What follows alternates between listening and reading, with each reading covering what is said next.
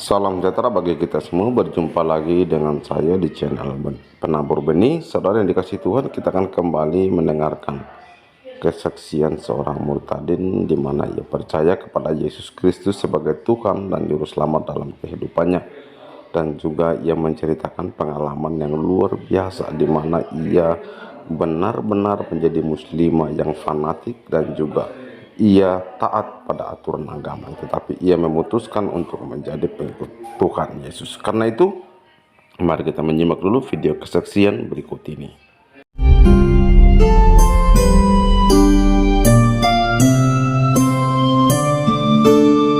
Ya, terima kasih Pak Yusuf dengan tim yang sudah memberikan kesempatan kepada saya untuk menyaksikan betapa baiknya Tuhan Yesus itu. Sungguh luar biasa kasih karunia-Nya, anugerah-Nya dalam hidup saya. Saya akan menyaksikan, menceritakan latar belakang saya terlebih dahulu. Saya terlahir di kota Cirebon dari ibu saya, karena ibu saya waktu dia itu anak bungsu dari 4 bersaudara, semuanya perempuan. Menurut ceritanya, ibu saya itu waktu dia bayi umur 6 bulan, mamahnya meninggal. Nah, waktu mamanya meninggal, bapaknya dia waktu itu seorang tentara dari Subang yang ditugaskan di Medan. Jadi menurut ceritanya tante uak saya, ibu saya itu anak bungsu dari 4 bersaudara. Waktu umur 6 bulan mamahnya meninggal, dibawalah sama bapaknya dari Medan itu ke Cirebon. Nah, di Cirebon itu dia diangkat anak sama orang Cirebon yang masih saudaranya. Nah, itu yang saya kenal sebagai kakek dan nenek saya, orang Cirebon. Sedangkan bapak saya itu aslinya orang Tasikmalaya. Dia kerja setiap dia itu sama kakek saya dari bapak dan ya, itu mereka jualan mukena, ngebordir kerjanya, bikin-bikin mukena, bikin-bikin busana muslim, kayak begitu. Dan mereka itu kalau pas dari Tasik ke Cirebon itu ngekos, nginepnya di rumah kakek saya yang dari ibu. Jadi ibu dan bapak saya di situ ketemu, mereka saling jatuh cinta dan mereka menikah. Nah, karena mereka sudah menikah itu, karena ibu saya kan anak, ya dikatakanlah anak satu-satunya, walaupun dia 3 bersaudara yang lainnya tuh udah dewasa, jadi kakak-kakaknya dia itu uak-uak saya tuh udah pada dewasa, jadi udah pada keluar rumah kerja. Ibu saya itu benar-benar diangkat anak sama orang Cirebon ini kayak anak satu-satunya gitu. Jadi saya itu di situ orang tua saya menikah, dan sesudah menikah pun kakek dan nenek saya bilang udah tinggal aja di sini, kan rumah besar, apalagi kamu anak satu-satunya, udah di sini aja tinggalnya di Cirebon ya. Jadi lahirlah saya. Saya sebagai anak tertua dari 7 bersaudara. Tapi pada saat saya itu, waktu saya kecil, saya itu lebih dekat sama kakek dan nenek saya karena mereka sangat sayang sekali sama saya. Saya sebagai anak pertama, tapi saya tuh dimanja gitu. Mereka, saya tuh nggak boleh ngerjain pekerjaan rumah sama nenek, sama abah, sangat disayang. Nah, waktu saya sekolah di Cirebon, kakek saya juga bilang, udah kamu mah kakek masukin sekolah swasta aja, sekolah yang lebih baik lah begitu menurutnya, pendidikannya lebih tinggi dan bayarnya lebih mahal, tapi karena kakek yang bayarin, jadi saya masuk ke sekolah swasta. Nah, di sekolah swasta itu juga puji Tuhan waktu itu ya saya termasuk anak yang cukup cerdas, cukup pintar di sekolah. Nah, seiring berjalannya waktu itu kakek saya dia banyak rumah, dia juga ya orang banyak segan sama dia sebab di samping dia seorang pemeluk agama Islam yang soleh, yang rajin beribadah, dia juga banyak muridnya. Karena orang Cirebon kan terkenal dengan memiliki ilmu-ilmu gitu. Jadi kakek saya tuh banyak orang datang ke rumah untuk minta diobatin sama kakek saya.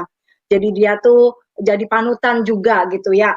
Menurut kebanyakan orang Muslim di kota Cirebon, terutama sewaktu saya kecil, mereka memeluk agama Islam, tapi mereka juga melakukan aktivitas-aktivitas tradisi dan juga kayak okultisme gitu ya, kuasa-kuasa ya katanya ilmunya ilmu putih gitu. Nah, itulah saya latar belakang saya digembleng dari keluarga Islam yang harus juga kakek saya menggembleng saya sendiri harus sholat 5 waktu. Kalau bulan Ramadan berpuasa, melakukan taraweh. Kalau misalnya saya juga harus belajar ngaji. Jadi kalau kakek saya yang dari Tasik datang gantian, dia yang ngajarin saya ngaji gitu. Nah, pada saat umur saya 10 tahun, waktu itu saya tuh sebagai anak, karakter saya anak yang nurut gitu. Saya anaknya sangat bisa dibilangin. Jadi kalau misalnya itu ayo kalau orang Sunda mah bilangnya neng, kalau orang Cirebon mah bilangnya enok. Nok, kalau pagi-pagi tuh bangun sholat subuh gitu. Jadi saya bangun sholat subuh dan saya lakukan itu dengan nurut gitu, dengan kayaknya menurut saya tuh keyakinan yang paling benar. Jadi saya disayang sama keluarga, sama kakek. Jadi saya mau nurut sama dia gitu. Jadi saya melakukan sholat subuh. Terus kalau misalnya itu sekolah, sholat belajarlah sebagai anak. Mulai umur saya ingat, mulai sekolah SD terutama, saya udah mulai digembleng untuk sholat 5 waktu. Kalau bulan puasa Ramadan saya juga berpuasa.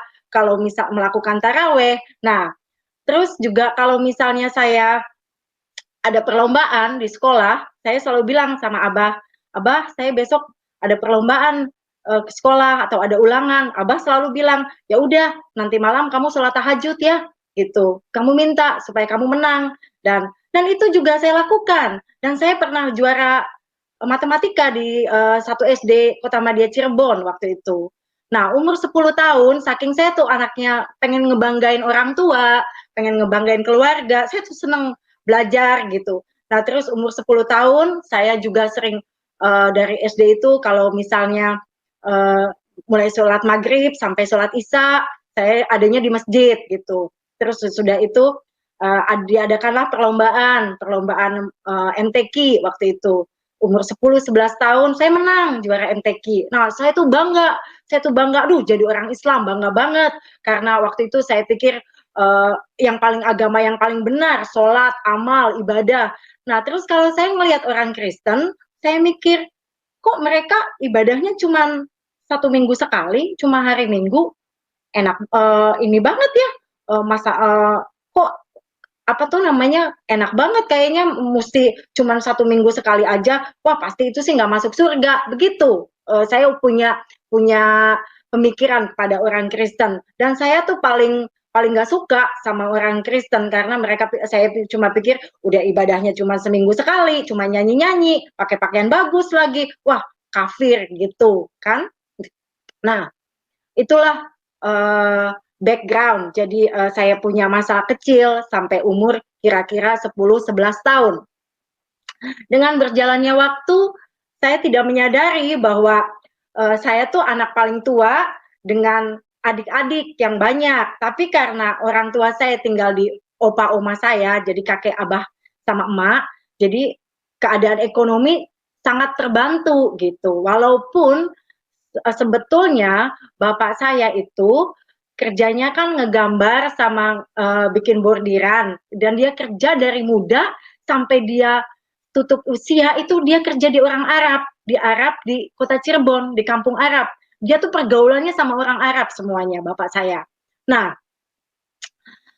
bapak saya tuh orangnya sangat-sangat sayang, tapi dia tidak menunjukkan sayangnya ke saya. Jadi dia tuh pendiam, orangnya sangat pendiam, tapi saya tidak kehilangan itu pada saat itu saya tidak memerlukan gitu karena saya dapat kasih sayang dari abah sama emak saya gitu. Nah, pada umur saya sekitar 11 tahun, abah saya jatuh dia jatuh, terus saya pikir jatuhnya itu cuman biasa, tapi ternyata akibat dia jatuh itu efeknya sangat luar biasa ke perekonomian keluarga karena semenjak saat itu kakek saya jadi tidak bisa berjalan, kencingnya nanah sama darah, terus dia juga jadi apa sih namanya sebagai orang yang tadinya diseganin, yang ibadahnya kuat, dia cuman tergeletak di tempat tidur tanpa daya. Saya sebagai seorang cucu kesayangan yang disayang sama dia sedih ngelihat dia begitu. Tapi kemudian saya juga nggak bisa bikin apa-apa karena umur saya waktu itu baru 11 tahun. Nah, sedikit demi sedikit kami harus menjual apa yang kakek saya punya, tanah, rumah, semua yang ada. Karena kakek saya butuh biaya yang sangat banyak, keluar masuk rumah sakit, berobat jalan, ini itu. Dan bapak saya, sementara bapak saya anaknya 7, nggak punya pemasukan lebih. Itu saya kerja, itu pendapatan saya ya udah gitu. Jadi akhirnya ibu saya tuh yang di situ yang saya lihat akhirnya muter otak untuk bisa menghidupin keluarga, anak-anak yang begitu banyak, udah pada sekolah dan juga apa sih namanya udah nggak ada usaha lagi. Kakek saya udah butuh biaya banyak dan sakit. Akhirnya justru waktu kakek saya sakit itu justru yang tidak diduga-duga nenek saya dulu yang meninggal. Dia meninggal karena serangan jantung waktu itu. Nah, nenek saya meninggal, kakek saya sakit keras, terus keadaan ekonomi udah mulai goncang gitu. Nah, umur kira-kira 11 tahun itu mau 12 tahun, itu kelas SD kelas 6 ya, udah mau lulusan. Ibu saya udah bilang sama saya begini, Nok, udah ya, apa sih, kamu nggak usah terusin sekolah lagi, karena kita nggak bisa biayain, katanya gitu. Sebab semuanya udah habis, gitu. Tinggal rumah nih, katanya gitu. Ini juga harus dijual. Kita nggak bisa lah biayain kamu sekolah. Kamu anak yang paling gede, udah kamu mendingan bantu kita untuk biayain adik-adik, gitu. Biayain keluarga kita, gitu. Nah, jadi sebagai anak yang tadinya saya tuh riang, yang selalu positif, yang pikir kakek saya selalu bilang kamu harus sekolah, sekolah sampai kapanpun kakek akan biayain kamu, gitu, kejar cita-cita kamu. Nah terus tiba-tiba keadaannya 360 derajat berbalik, udah nggak ada harapan lagi untuk nerusin sekolah, mimpi saya udah hilang, saya mesti stop sampai SD aja gitu. Aduh, sedih banget waktu itu.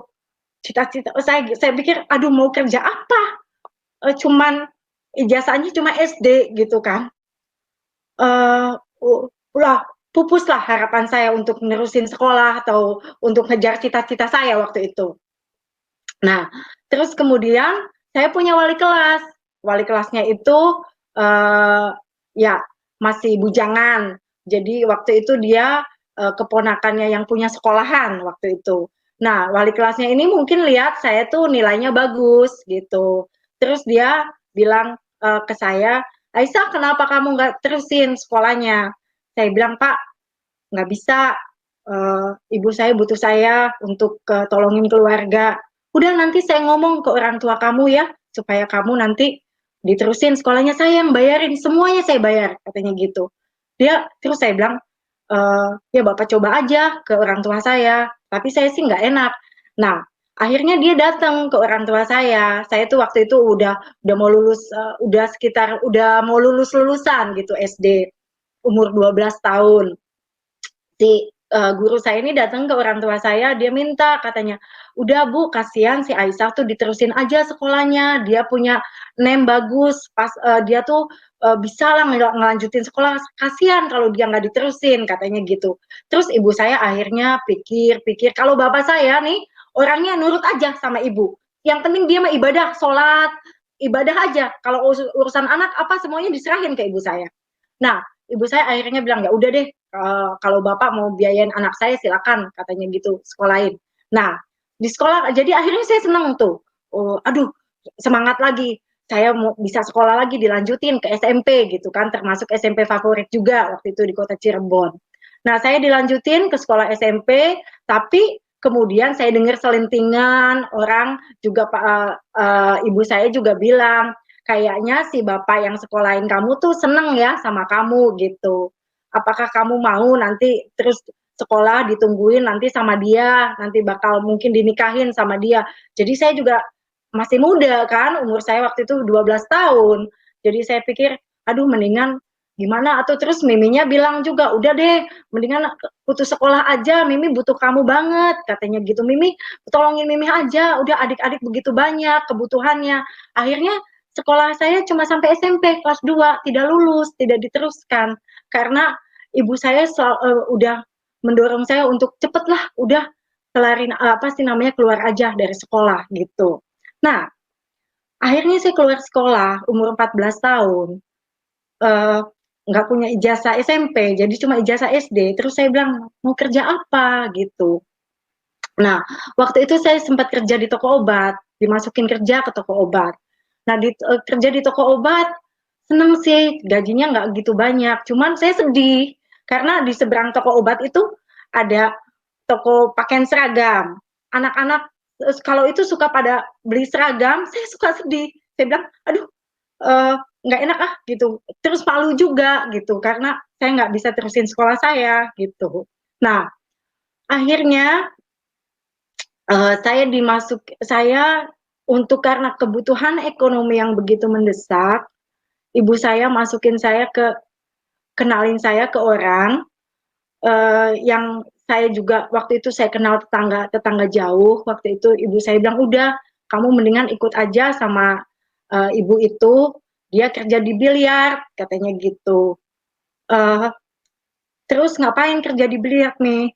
Udah apa sih namanya? Cuman untuk itu aja ngitungin ngitungin bola biliar katanya gitu. Ya udah, akhirnya saya ngikut kerja. Waktu itu umur saya 14 tahun.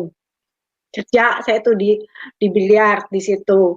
Nah, pada saat itu ya namanya orang di daerah tempat saya tinggal itu, mereka juga kan mikir gitu, ngelihat, wah si saya nih kerjanya di biliar. Di pikiran mereka kalau orang udah masuk biliar itu, pikiran mereka wah udah pelacur gitu, udah nggak bener gitu. Jadi saya juga malu untuk ngobrol lagi sama teman-teman di situ, ke tetangga gitu. Saya tuh udah minder juga gitu kan. Nah, maaf. Akhirnya saya setahun, jadi kira-kira umur saya 15 tahun, ada orang suami istri datang ke biliar itu. Dia bilang dia cari untuk apa sih namanya, katanya mau nggak ikut saya ke Bandung. Saya mau buka night club itu klub malam ya, mau buka klub malam katanya gitu. Mau nggak kamu ikut saya ke Bandung? Oh kamu bisa dapat duit banyak katanya gitu. Kamu masih muda gitu. Nah saya pikir ya udahlah daripada kepalang tanggung. Saya pikir gitu udah apa sih namanya, kakek saya butuh biaya banyak, adik-adik saya butuh biaya banyak, ya. Terus saya minta izin ke orang tua saya juga udah malu di Cirebon, saya pikir gitu. Nah, terus pada saat itu ibu sama bapak saya cuma bilang, e, kamu nggak takut pergi ke Bandung? Itu kan jauh, cukup jauh kan, kira-kira waktu itu kalau naik bus 4 jaman dari Cirebon. Saya bilang, ya Mimi kan selalu nyuruh-nyuruh saya untuk cari duit. Udah relain aja biar saya pergi ke Bandung, saya bilang begitu. Jangan jangan apa sih namanya, nggak usah takut, saya pasti akan kirimin kalian uang dan saya pasti senengin kalian, saya bilang begitu. Nah, akhirnya saya ke Bandung. Saya ke Bandung, terus saya jalanin hidup saya di Bandung dengan saya pikir ya saya harus cari uang, saya harus kuat untuk keluarga. Karena saya anaknya nurut dan saya tuh ingat yang kalau ajaran Islam tuh yang selalu untuk yang nurutin orang tua, berbakti sama orang tua, dan menyenangkan orang tua. Ya itu tidak salah. Jadi pada saat itu saya lakukan itu. Saya pikir yang penting keluarga saya nggak kekurangan gitu. Jadilah saya kerja di Bandung. Nah, saya kan udah nggak ada remnya lagi. Kerja di Bandung, umur saya 16 tahun waktu itu. Saya mau melupakan semuanya tentang, wah, masa depan saya udah nggak ada lagi nih. Saya pikir, udah saya yang penting saya kerja, kumpulin duit aja. Jadi tiap malam itu saya mabok. Tiap malam saya minum. Tapi saya minum, tapi setiap kali minum saya bilang, Tuhan ampuni saya gitu. Cuman saya mau melupakan apa yang di pikiran saya. Saya minum, minum, minum gitu. Sampai saya kena penyakit hepatitis. Udah badan saya sampai kuning, sampai bau, sampai mau mati udah. Nah, saya pernah juga mabuk berat sama temen, bawa mobil, mobilnya kecelakaan, sampai mobilnya hancur di Subang. Orang waktu itu subuh pada keluar satu kampung karena ada ledakan, mobilnya lihat hancur, pasti orangnya mati. Saya hidup. 3 kali berturut-turut saya kecelakaan di Bandung. Sampai di sini ada bekasnya. Saya udah berapa kali saya hampir mati dan berapa kali saya mau bunuh diri. Saya minum obat, saya minum. Karena kenapa? Saya pikir apa sih tuh? Apa sih? Saya nggak punya tujuan hidup, cuman nyari duit untuk keluarga. Terus tapi saya di sini kosong gitu. Tapi setiap kali saya berteriak, Tuhan, di mana Engkau? Saya selalu gitu. Nah, akhirnya berjalannya dengan waktu, kakek saya juga udah meninggal. Keluarga saya pindah ke Bandung semuanya waktu itu. Terus ibu saya juga selalu bilang, udahlah kamu mah nggak usah nikah, adiknya banyak. Jadi bener-bener saya tuh sebagai tulang punggung keluarga yang memang ibu saya pengennya udah kamu cari duit aja buat kita gitu, sumber dari penghasilan gitu. Nah, sedangkan bapak saya nggak banyak ngomong, bapak saya cuman ngeliat tapi nggak banyak ngomong, ibadah aja santer gitu. Nah, terus waktu saya sudah kecelakaan berkali-kali, saya udah mau bunuh diri, udah silet-silet di sini semua. Saya pikir, tapi nanti saya kalau mati saya kemana ya? Saya tanya, kalau saya mati saya kemana? Apakah amal ibadah saya itu cukup untuk nutupin dosa saya? Walaupun saya udah berikan semuanya buat orang tua saya. Itu kan? Nah, satu malam saya kerja, ada satu perusahaan, dia bawa tamu. Nah, tamunya ini orang Belanda. Tapi saya nggak tahu orang Belanda karena dia mukanya muka orang Indonesia, muka Chinese. Nah, saya dikenalin, ngobrol. Akhirnya ini orang bilang, kamu kan masih muda, kamu nggak mau sekolah? Dia tanya gitu ke saya. Saya bilang, enggak lah, saya udah jadi tulang punggung keluarga, saya mau senengin orang tua aja. Saya cuma bilang begitu. Terus saya juga pikir, dalam pikiran saya tuh, gak ada laki-laki yang mau ngawinin saya waktu itu. Karena kenapa? Wow, udah hancur-hancuran hidup saya. Terus sesudah itu dia bilang, mulai saat ini kamu jangan kerja lagi ya. Dia bilang begitu. Udah kamu tinggal di tempat kos kamu atau ke orang tua kamu, saya bayarin. Dia bilang gitu. Terus saya bilang, tapi nggak bisa. Adik-adik saya banyak. Saya bilang begitu. Terus dia bilang, enggak, udah, jangan kerja lagi. Dia bilang gitu. Terus semenjak saat itu dia itu orang yang dari Belanda lagi kerja di Indonesia. Dia kerja di Indonesia.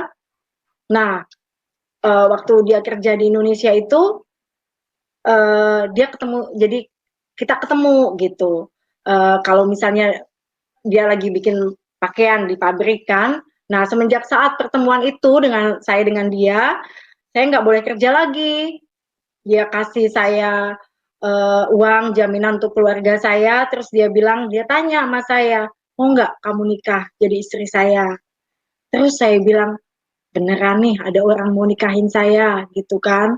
Terus saya pikir, tapi usia kami beda jauh. Dia memang sangat dewasa. Waktu itu saya umurnya 20 tahun dan dia sudah 40 tahun. Tapi saya pikir kok ini orang kayaknya sayang sama saya, sama keluarga saya gitu. Nah, terus baru di situ dia cerita, kalau kamu benar mau nikah sama saya, kamu harus ikut ke Belanda. Karena saya tuh asalnya dari sana. Sebelumnya saya nggak tahu. Nah, jadi ikutlah saya ke Belanda waktu itu hanya untuk liburan dulu. Nah, sudah liburan, saya datang ke Belanda. Uh, Umur saya waktu itu ya 20 tahunan dan saya waktu itu cuma 3 bulan. Nggak dapat visa 3 bulan, tapi saya nggak betah. Saya minta pulang karena dingin cuacanya. Saya pulang ke Indonesia, saya ngomong sama orang tua saya, Bu, Bapak, saya mau nikah.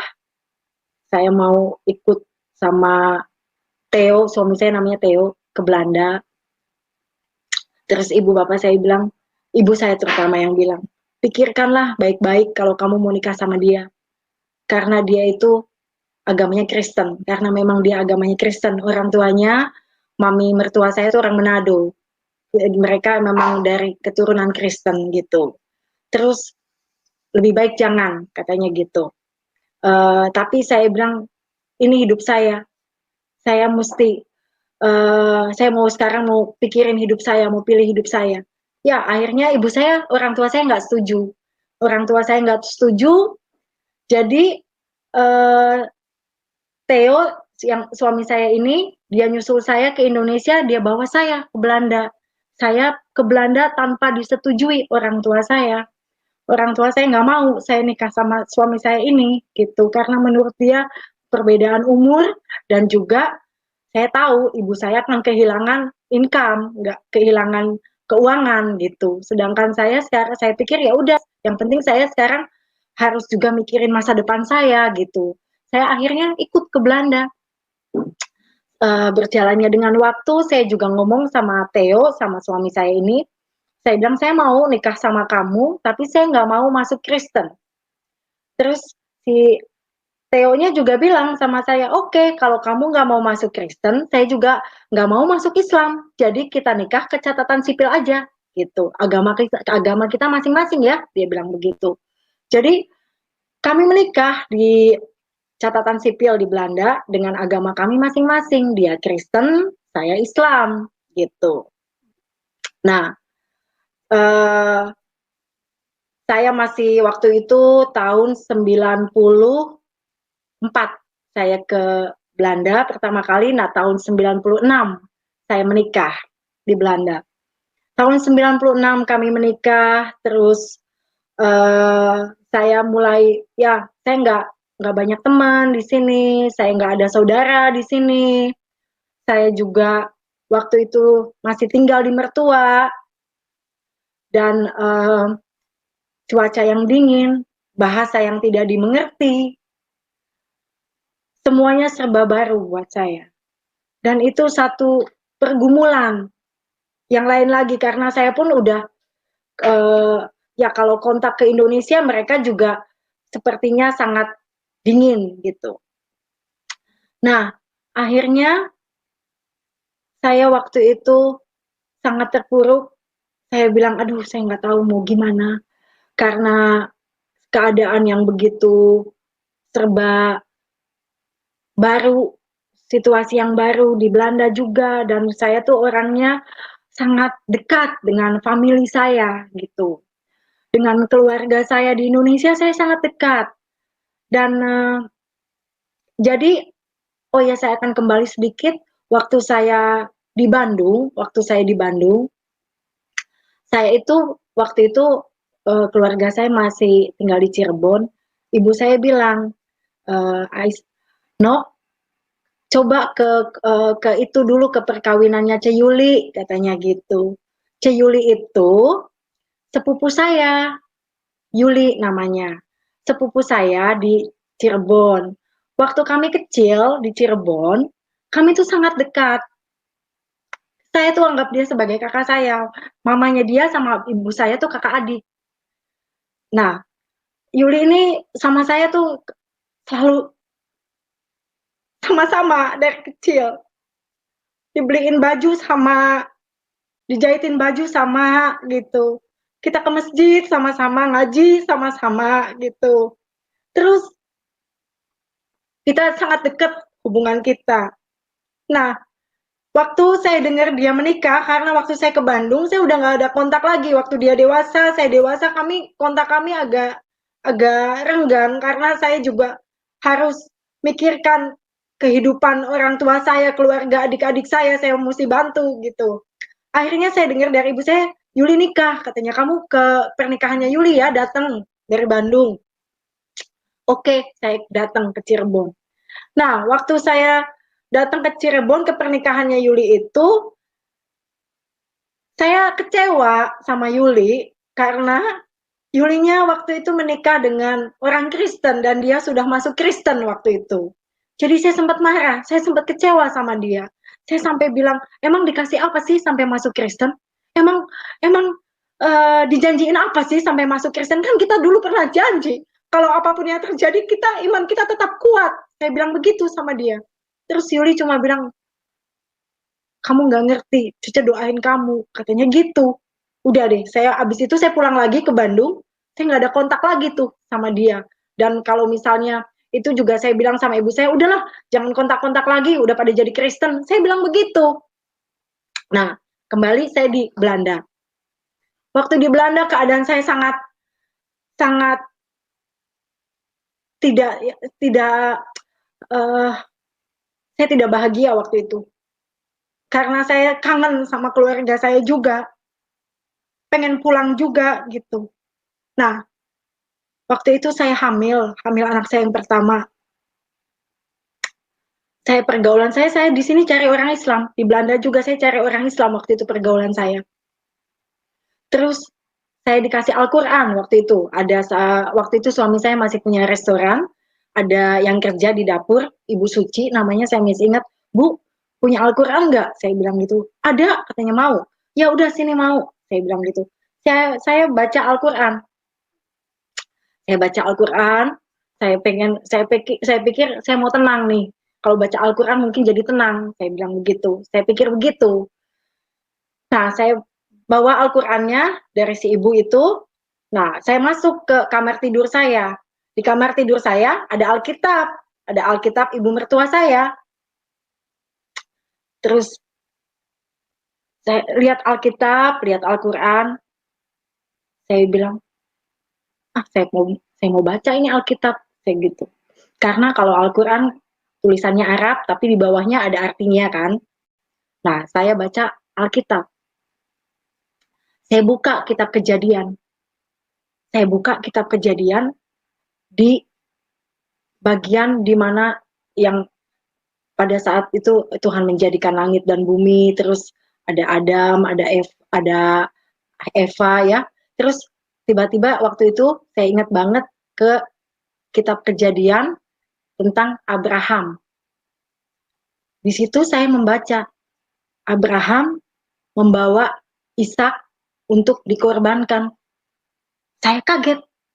Saya bilang, loh, kok Abraham membawa Ishak yang dikorbankan? Bukannya Ismail yang dikorbankan? Saya mikir, saya bandingin. Mana yang benar? Saya bilang, saya selama ini diajarin tentang pengorbanan Nabi Ibrahim mengorbankan Ismail. Makanya ada hari raya Idul Adha, haji gitu kan. Terus saya pikir kok sekarang malah jadi Abraham mengorbankan Ishak. Saya pikir siapa yang benar ini? Nah, saya merenung, saya bergolak, saya pikir Tuhan, siapa ini? yang dikorbankan, saya bilang begitu. Terus, tapi sementara itu sebelum kejadian itu, saya itu sering masuk juga, suami saya ke gereja. Tapi kalau ke gereja dia suka tanya, kamu mau ikut nggak? Saya bilang enggak, saya di rumah aja. Tapi satu saat saya pikir, daripada di rumah sendirian, ikut aja lah ke gereja. Tapi setiap kali ke gereja, batin saya juga rasa bersalah gitu. Aduh ya Allah, ampunin saya ini udah masuk ke gereja, udah dosanya udah kebangetan gitu. Terus tapi saya juga nggak mau ikut-ikutan nyanyi, nggak mau ikut-ikutan doa, saya cuman duduk aja gitu sambil baca-baca, minta-minta ampun sama Allah gitu. Terus akhirnya tiap kali pulang dari gereja, di restoran suami saya dulu tuh atau di rumah ibu mertua saya, mereka nyetel kaset lagu-lagu rohani. Nah, lagu-lagu itu saya hafal, jadi hafal di ingatan saya gitu. Jadi tiap kali itu saya suka nyanyi sendiri gitu. Kasih pasti lemah lembut gitu. Kasih pasti memaafkan. Lagu itu terus yang sering diulang-ulang di setel waktu itu. Nah, kalau saya mulai nyanyi gitu saya bilang, jangan nyanyi nggak boleh gitu kan. Nah, itu sampai akhirnya saya membaca Alkitab, sampai akhirnya saya tertidur. Waktu saya tidur, saya dibangunin oleh cahaya yang sangat terang benderang. Dan dari cahaya itu saya dengar dengan jelas satu suara yang mengatakan, datanglah, aku mengasihimu. Saya bangun. Waktu saya bangun, saya bilang, suara Tuhankah itu? Masa sih Tuhan mengasihi aku? Tuhan tahu nggak apa yang sudah aku buat? Aku bilang gitu. Saya bilang begitu. Terus saya bilang, Tuhan, kalau memang Engkau Allah yang benar, kalau memang Engkau Tuhan Yesus, saya mau anak yang saya kandung perempuan, Tuhan, lahir dengan sehat, Tuhan. Karena saya takut, saya banyak pakai obat, saya minum, saya takut anak saya cacat, saya bilang. Saya mau anak saya lahir sehat dan perempuan. Kalau Engkau Tuhan Yesus adalah Tuhan. Karena tidak mudah buat seorang Islam yang diajarkan bahwa Allah itu tidak beranak dan tidak diperanakan. Bagaimana mungkin saya bisa percaya Yesus itu Tuhan kalau bukan kuasa Tuhan sendiri yang menjelaskan, Roh Kudus menjabarkan. Di situ Tuhan sewaktu semenjak kejadian itu, hati saya jadi kepengen tahu, bener enggak sih Yesus itu Tuhan? Bener enggak sih Yesus itu Tuhan? Sampai akhirnya sesudah mimpi itu saya melihat sinar yang terang. Saya rasa saya nggak mimpi karena waktu itu saya kebangun, saya lihat begitu cahaya yang terang dengan suara yang begitu jelas, datanglah aku mengasihimu. Ada satu ketenangan. Ada satu ketenangan di dalam batin saya. Ada pribadi yang mengasihi saya. Nah, semenjak saat itu, hari-hari saya sering jalan. Waktu itu saya hamil besar, sampai akhir saya terus bilang, kalau Tuhan, Engkau, Yesus adalah Engkau Tuhan, kasih saya anak perempuan yang sehat. Akhirnya saya melahirkan seorang anak perempuan yang cantik, yang sehat, yang cerdas. Puji Tuhan. Sesudah itu beberapa kali saya menguji Tuhan. Saya tidak langsung percaya, saya beberapa kali menguji. Benarkah Engkau Yesus Tuhan? Ditunjukkan, dibukakan. Saya diberi pewahyuan oleh Roh Kudus bahwa dialah memang benar-benar anak Allah yang hidup, Tuhan Yesus, juru selamat manusia. Saya bersujud, saya bilang, Tuhan, saya nggak mau lari lagi, saya nggak mau keraskan hati saya lagi, saya mau terima Tuhan sebagai Tuhan dan juru selamat dalam hidup saya. Dan sampai hari ini, kemudian saya dibaptis, saya menghubungi Ceyuli, saya punya sepupu yang sudah pelayanan waktu itu di gereja di Cirebon, dan oleh kasih karunia Tuhan, saya juga akhirnya dengan suami waktu itu pulang ke Indonesia dengan bayi yang anak saya pertama, anak kami pertama, Rika. Kami ke Indonesia, kami berdua dapat konseling pernikahan, kami berdua dapat konseling untuk dibaptis, akhirnya kami dibaptis dan pernikahan kami diberkati di gereja di Cirebon, dan anak saya juga diserahkan kepada Tuhan. Itu kira-kira 25 tahun yang lalu. Semenjak saat itu, bukan berarti kami hidup tanpa pergumulan. Pergumulan kami banyak, tapi saya punya pengharapan di dalam Yesus.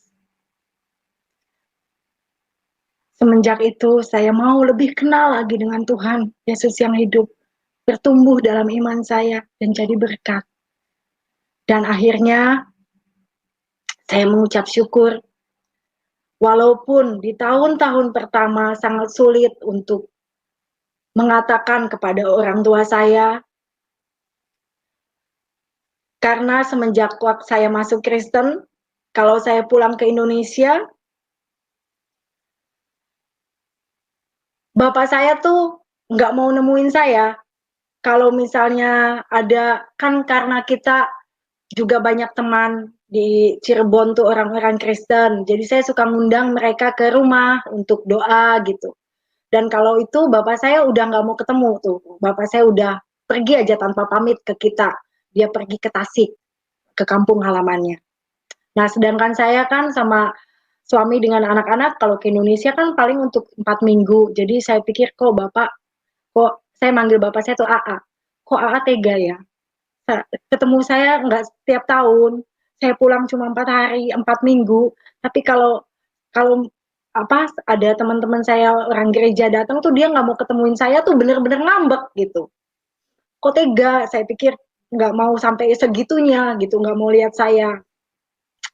Nah, ibu saya sama tante saya yang masih sampai sekarang juga masih Islam, dia juga bilang waktu itu saya dengar, mungkin si Nok ini, si Aisyah nih hilang ingatan kali. Udah mendingan kita bawa dia mandiin pakai air kembang supaya dia sadar, katanya gitu. Dan berapa kali mereka tuh juga tradisi dan dengan tradisi dan dengan baca macam mantra yang katanya ilmu putih untuk nyadarin saya, mereka tuh udah coba beberapa kali untuk, karena kenapa? Saya pernah datang ke rumah ke Indonesia waktu itu, saya bilang sama suami saya begini, "Hayu kita, saya ini rasanya kok nggak damai sejahtera di rumah," saya bilang gitu. Coba kita kita doa, kita berlutut di hadapan Tuhan. Tuhan kenapa sih? Kayaknya hawanya panas kalau di rumah ibu saya. Waktu itu ibu saya udah pulang lagi ke Cirebon. Pada saat kita doa, tiba-tiba mata saya tuh ditunjukin ke bawahnya tempat tidur. Benar, di bawahnya tempat tidur itu ada buntelan yang diisi bermacam-macam rempah-rempah. Pokoknya ada kuasa kegelapan gitu, yang ingin supaya membuat kita tuh jadi kepanasan, gak damai sejahtera. Jadi antara saya dengan suami dibikin ribut gitu sama ibu saya. Dan saya lihat di dalam nama Yesus, kami doa, kami patahkan. Dan itu sampai akhirnya ibu saya tuh bilang, saya tuh baru sadar sekarang, punya anak seperti kamu. Ibu bangga katanya. Ibu mau ikut Tuhan kamu. Itu. Akhirnya ibu saya juga terima Tuhan Yesus. Dia sudah meninggal sekarang, tapi dia sudah diselamatkan. Dan adik saya yang bungsu, dia juga sudah dibaptis dan dia sudah terima Tuhan Yesus. Adik saya yang laki-laki, tahun lalu dia pernah, waktu saya pulang ke Indonesia, taruh pisau di leher saya. Dia bilang, kembali nggak kamu ke jadi Islam? Kembali nggak daripada kamu masuk neraka? Adik saya yang taruh pisau itu Dia tahun lalu, dia bilang ke saya mau ikut Tuhan kamu. Karena Tuhan kamu tuh luar biasa, saya nggak tahu kenapa saya pengen ikut Tuhan kamu. Akhirnya saya telepon, saya kontak Yuli ini, sepupu saya. Cek, tolong layanin dia, dia mau terima Tuhan. Saya di sini jauh, saya kasih adik saya untuk ke Yuli, untuk doa di sana, untuk terima Tuhan. Akhirnya dia mau terima Tuhan Yesus juga. Dan saya masih ada 2 orang adik, perempuan dan laki, yang saya percaya 1 orang diselamatkan, seisi rumahnya akan diselamatkan. Itu janji Tuhan. Saya percaya. Saya sangat bangga dengan Tuhan Yesus yang saya sembah, Tuhan yang hidup, Tuhan yang benar, Tuhan yang penuh kasih dan sayang, Tuhan yang menjadikan saya yang tadinya tidak berharga di matanya, Tuhan yang memberikan masa depan, Tuhan yang pegang janji. Terima kasih. Itu kesaksian hidup saya. Semoga menjadi berkat buat setiap yang mendengarnya. Tuhan Yesus berkati. Terima kasih, Pak Manubulu.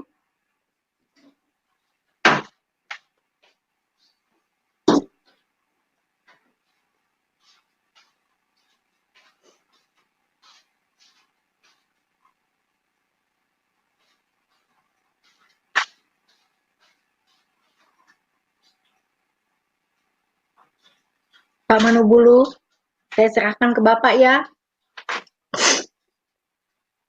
Bentar, ini adminnya lagi ada pergantian ini, jadi ada sedikit ada kendala ya. Oke. Terima kasih ya Ibu Aisyah yang sudah memberikan kesaksian begitu dahsyatnya Tuhan Yesus yang hadir di dalam kehidupan Ibu, dan Amen. itu dibuktikan oleh kita sendiri. Jadi bukan kata orang, bukan cerita generasi pendahulu, bukan juga karena kita disuruh-suruh untuk bersaksi, ya. Itu karena Tuhan Yesus sendiri bekerja dan kita alami. Dan kalau kita alami, itu adalah sesuatu yang memang benar-benar kesaksian kebenaran, kesaksian yang mutlak, yang sempurna, ya. Jadi apa yang Ibu Aisyah alami itu satu dunia pun menyangkal ketuhanan dari Tuhan Yesus itu tidak masalah, karena itu perkataan mereka. Tapi Tuhan yang benar itu kan sudah menyatakan diri di dalam hidup kita. Amen. Ya, itu luar biasa ya. Teman-teman, Anda kalau mau masuk, linknya kami taruh di live chat, dan kita akan berdiskusi pada malam hari ini. Seperti yang saya selalu sampaikan, bahwa diskusi kita adalah diskusi yang hangat, intelektual, bermartabat, yang sopan. Ya, kita bukan berdebat, ya, bukan berdebat di sini, dan bukan untuk mencari pembenaran. Kalau Anda mau mencari pembenaran, Anda pegang sendiri kebenaran itu, karena itu kebenaran pribadi, bukan kebenaran Tuhan, ya. Jadi tidak usah masuk kalau Anda hanya ingin cari pembenaran terhadap apa yang Anda yakini. Ya, karena kami juga tidak pernah memaksa Anda untuk harus yakin dengan apa yang kami sampaikan. Tapi yang jelas apa yang kami sampaikan itu kami pertanggungjawabkan di hadapan Tuhan, karena itu kesaksian kebenaran.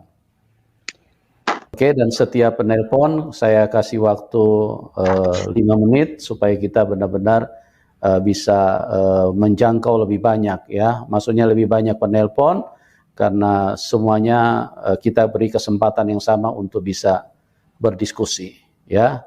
Luar biasa, Tuhan Yesus terlalu dahsyat Tuhan Yesus. Amin, haleluya. Kami terlalu kagum, ya. Kata-kata kami tidak pernah cukup untuk menceritakan kebesaran Tuhan Yesus. Betul. Kata-kata kami tidak pernah mampu untuk menceritakan kasih Tuhan Yesus. Betul. Terlalu ajaib dia untuk dibicarakan, terlalu ajaib dia untuk dikatakan. Ya, Kita melihat di situ tadi adik Ibu Aisyah yang pernah ingin membunuh, menusuk ya leher dari Ibu Aisyah karena iman pada waktu itu imannya sudah berbeda. Ibu Aisyah sudah percaya Tuhan Yesus sementara adiknya masih di iman yang lama. Ya, dengan emosi, dengan kemarahan yang begitu meluap-luap. Ya, kita melihat di situ karena kasih Tuhan, Ibu Aisyah pun juga tidak istilahnya melawan dan menganggap membenci orang yang memperlakukan itu, tapi dengan kasih Ibu Aisyah terus berdoa buat keluarganya. Ya, Amin. itulah Ya. Tuhan yang benar, Tuhan yang benar-benar mengasihi dan tidak pernah mengancam, tidak pernah ingin. Demikian video kesaksian yang kita sudah dengarkan secara bersama-sama. Kesaksian ini yang sangat luar biasa sekali, di mana ia menyampaikan pengalaman spiritualnya bersama dengan Kristus dan ia mengalami perubahan yang luar biasa. Orang yang sakit disembuhkan melalui kuasa darah Tuhan kita, Yesus Kristus. Makanya jangan sampai terlambat ketika kita percaya kepadanya. Karena dia adalah Allah yang berkuasa baik di bumi maupun di sorga. Dan dia juga adalah Allah yang tidak bisa dibatasi oleh ruang dan waktu, apalagi dibatasi oleh manusia. Apa yang Tuhan pikirkan tidak sama dengan apa yang manusia pikirkan. Karena itu saudara yang dikasih Tuhan, ia selalu menyatakan dirinya. Itu bukti kasih Allah, bahwa ia adalah Allah yang hidup, Allah yang selalu menyatakan kemuliaannya bagi orang yang mau percaya dengan sungguh-sungguh dan takut akan dia. Lukas pasal 18 ayat 15 sampai 17 mengatakan demikian. Lembaga Alkitab Indonesia memberikan satu judul, Yesus memberkati anak-anak. Maka datanglah orang-orang membawa anak-anaknya yang kecil kepada Yesus, supaya ia menjamah mereka. Melihat itu, murid-muridnya memarahi orang-orang itu. Tetapi Yesus memanggil mereka dan berkata, biarkanlah anak-anak itu datang kepadaku, dan janganlah kamu menghalang-halangi mereka. Sebab orang-orang yang seperti itulah yang empunya kerajaan Allah. Aku berkata kepadamu, sesungguhnya barang siapa tidak menyambut kerajaan Allah seperti seorang anak kecil, ia tidak akan masuk ke dalamnya. Demikian firman Tuhan, saudara yang dikasih Tuhan. Sebenarnya yang menjadi pertanyaan kita dan menjadi topik dalam perenungan firman Tuhan ini adalah, ada apa dengan anak kecil? Seorang ibu menggendong anak kecil naik bis pulang ke rumah. Ketika kernet menghitung penumpang, ia berkata, anaknya di pangku saja ya bu, bebas tiket. Umumnya anak kecil sering dianggap lemah, belum mengerti apa-apa, masih bergantung pada orang tua, belum dianggap penting dalam lingkungan sosial, bahkan kehadirannya tidak dihitung. Ketika orang-orang membawa anak-anak kecil kepada Tuhan Yesus, murid-muridnya memarahi orang-orang itu. Alasannya, Yesus sudah lelah karena sepanjang hari berjalan dan mengajar tentang kerajaan Allah. Sedangkan anak-anak itu belumlah mengerti tentang pengajaran Yesus. Biarlah nanti orang dewasa yang mengajarkannya kepada anak-anak mereka masing-masing. Tidak harus Yesus yang turun tangan mengajarkan anak-anak kecil. Sekarang jangan halangi Yesus dalam perjalanannya. Melihat perbuatan murid-muridnya itu, Yesus memanggil orang-orang yang membawa anak-anak itu dan berkata, biarkanlah anak-anak itu datang kepadaku dan jangan halang-halangi mereka. Sebab orang-orang seperti inilah yang memiliki kerajaan Allah. Sepertinya Yesus tidak mengindahkan perbuatan murid-muridnya. Dia mengajar dengan menyuruh orang-orang itu membawa anak-anak kepadanya. Lalu Yesus berkata kepada murid-muridnya, siapa saja yang tidak menyambut kerajaan Allah seperti seorang anak kecil, ia tidak akan masuk ke dalamnya. Bagi Yesus, anak-anak itu sangat berharga, bukan penghalang untuk menyatakan kerajaan Allah. Mereka berhak mendapatkan berkat Yesus dan harap dihitung keberadaannya. Ada dua anggapan orang dewasa terhadap anak-anak, menganggap penting dan menganggap tidak penting. Namun, Yesus menunjukkan kepada kita pentingnya menyambut kerajaan Allah seperti anak-anak itu. Anak-anak memilih karakter jujur, polos, mudah berteman, dan mudah mengampuni. Gambaran kerajaan Allah itu mau berteman dengan siapa saja, rela mengampuni, dan mau hidup damai di sekitar. Kita pun dapat meneladani orang-orang yang membawa anak-anak kepada Yesus. Karena itu, saudara yang dikasihi Tuhan, jangan kita membiarkan diri kita dikuasai oleh pemikiran-pemikiran yang berasumsi. Tetapi di sini Tuhan Yesus menyatakan bahwa biarkan anak-anak kecil itu datang kepadaku. Dan itu lebih menekankan ayat 17 bahwa aku berkata kepadamu, sesungguhnya barang siapa menyambut kerajaan Allah seperti seorang anak kecil, ia tidak akan masuk ke dalamnya. Jadi apapun itu, anak kecil tetap berharga di mata Tuhan. Demikian dengan orang yang baru percaya kepada Kristus Yesus. Mereka seperti bayi yang masih membutuhkan susu yang murni. Mereka masih membutuhkan makanan rohani yang memang benar-benar makanan rohani tersebut adalah firman Tuhan, di mana mereka makan seperti bubur yang masih belum keras. Demikian dengan yang kita dengarkan apa yang disampaikan oleh Murtadin ini ketika ia mengambil keputusan percaya kepada Kristus, dan bahkan dalam komentar-komentar yang ia jawab, ia respon dalam TikTok, di mana ia menyampaikan kerajaan Allah, memberitakan Injil kepada mereka, bahwa kuasa Yesus itu seperti ini. Allah yang kita sembah di dalam Yesus adalah Allah yang berkuasa. Itulah yang menjadi tujuan dia menyampaikan kesaksian ini, melalui ada orang yang komentar yang mengarah kepada hal yang negatif, tetapi dia memberkati mereka. Maka dari itu ia yakin dan percaya bahwa Kristus adalah Allah yang mengampuni, Allah yang mengasihi. Maka ia juga menerapkan kasih itu kepada orang-orang yang memang meresponi kesaksian dia dengan cara yang negatif, dan bahkan mereka punya motivasi yang salah terhadap apa yang ia sampaikan. Karena itu, saudara dikasihi Tuhan, mari kita terus bersaksi kepada siapapun dan dimanapun, supaya Injil dapat diberitakan dan Tuhan Yesus dipermuliakan. Demikian firman Tuhan dan juga perenungan dan video kesaksian yang kita sudah dengarkan secara bersama-sama. Semoga ini boleh menjadi berkat, dan Tuhan kita Yesus Kristus semakin dimuliakan dan diagungkan, karena dia adalah Allah yang layak disembah, dipuja. Dialah pencipta langit dan bumi serta segala isinya. Tuhan Yesus memberkati. Shalom.